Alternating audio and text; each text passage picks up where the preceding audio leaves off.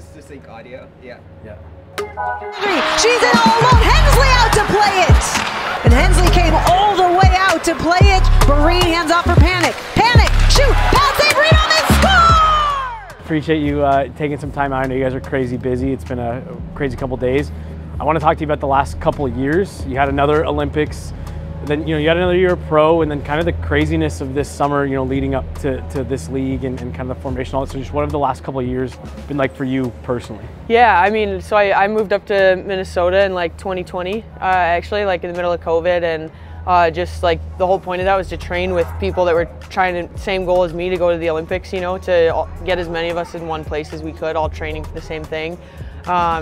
So that was kind of like the start of it, and just moved in with a teammate, and yeah, we've basically been practicing at like 6 a.m. and like just trying to make it work for people that have jobs for like the past couple of years to, to build this, like to have, to find the right investors, to have the right business model to help this league take off. And obviously it's kind of been, the first 2 weeks have been surreal to be a part of this and see the full venues and it's just been so much fun for us.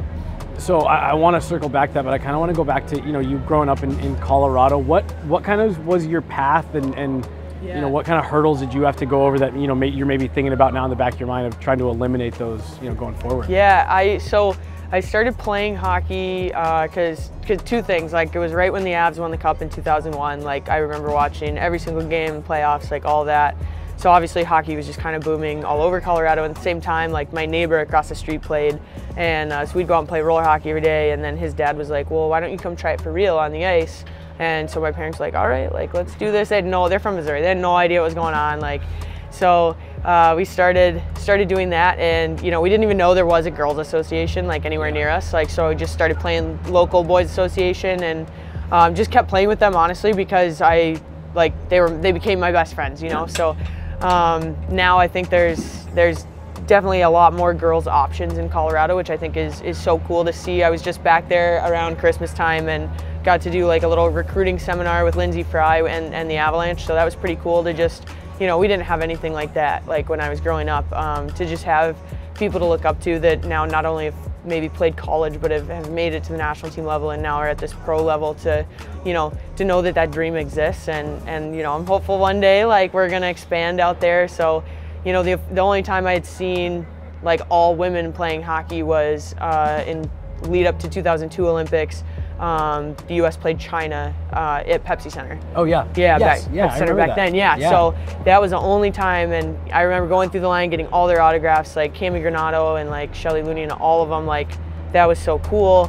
Yeah, and so it was just kind of, that was what I knew I wanted to do right then. Yeah. Well, I was going to ask how you've seen it change, but you kind of jumped the gun on me there. But like looking at it now, even just right now, before we kind of start getting down the road into what this league is going to do for it. But how have you seen it change? Like you said, there's more women's organizations, and you see a lot more, games like your guys's, I think, more regularly. Yeah, I think obviously being able to get it on YouTube TV right now, and like the local markets in Boston, New York, and Minnesota, where people can just turn on their TV and there's women's hockey, like that's incredible. And we always, like one of our national team things we always say is like, if you can't see it, you can't be it. So I mean, that's huge to us to have these full venues. Like I think that's proof that like if you build it, they will come. Like to be able to, we see all the signs, we see all the little girls in the stands, like that's what we knew would happen, like in our heart of hearts, like that if we could get this off the ground, we would have that kind of success. And I think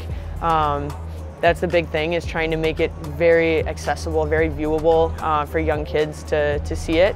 And I think, the other thing is being active in the community. I think like we just had an open practice yesterday, so we filled, like our practice arena was full of kids, and I was like, that's just incredible. And they waited for up to like an hour after to get autographs from all of us. So I think it just being like an actual face, seeing people being able to see your personality out of the helmet and stuff too, I think all of that makes a big difference. It's funny you said, we were sitting in our hotel room a couple nights ago, and we turned it on. It was on in our hotel room, and they had it downstairs in the bar, and that was my first thought, was this is so much easier to find than maybe it's ever been. And you've touched on it a little bit already, but just what does it mean to you to be part of the first season and be on the forefront of all this? I know you've been very involved, but not just being part of the league, but being here, you know, as kind of a founder? Yeah, I think it's been incredible, the work that I'm not going to say, but they said this is what we were doing. I was like, yep, I believe in, you know, Kendall and Hillary and all of those guys that put in a ton of work to be like kind of to have the vision for this, like, and I think just there was a moment definitely in our first game to just sit there and just kind of like look around and just kind of take it in for a second. And it was, you know, it's like hard to put into words, I think, how much it means for, like, the last time I was really on a team for a period of time other than like going to camps and stuff for USA was like 2018 when I played for the Buttes for a year. So like it's been a really long time since having like actual team together every single day practicing, and I think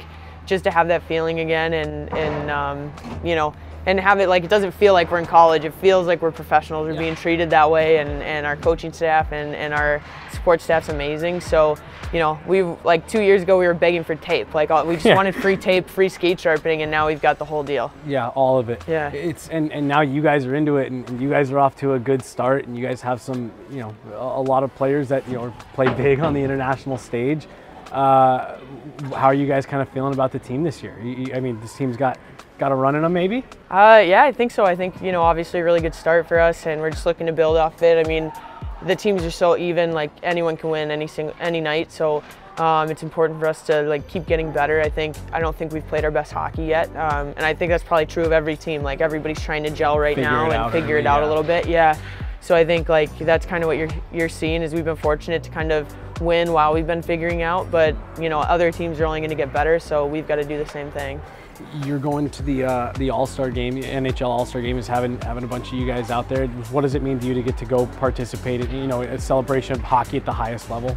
Yeah, it's super exciting. I think you know, again, the viewership of that's going to be huge and good for us, and so I think we're excited about that. And then yeah, I think it'll just be a good chance for us to put on a good show, and you know, 3v3. I'm hoping for not a ton of goals, but I know everybody else is, so you know, it's kind of the nature of it. But I think it'll be a lot of fun, and again, a good chance to grow the game. Awesome, Nicole. Thank you so much. Seriously, it's always great to get to chat with you, and I'm glad we were finally able to catch up. And congratulations! I'm so happy for you and the league and everyone involved. All the success you guys are having. Yeah, so. Thank you so much. Been listening to your voice for years, so I'm happy to get to chat with you in person. Yeah, awesome. We'll have to do it again. Thanks so much. Yeah, thank you.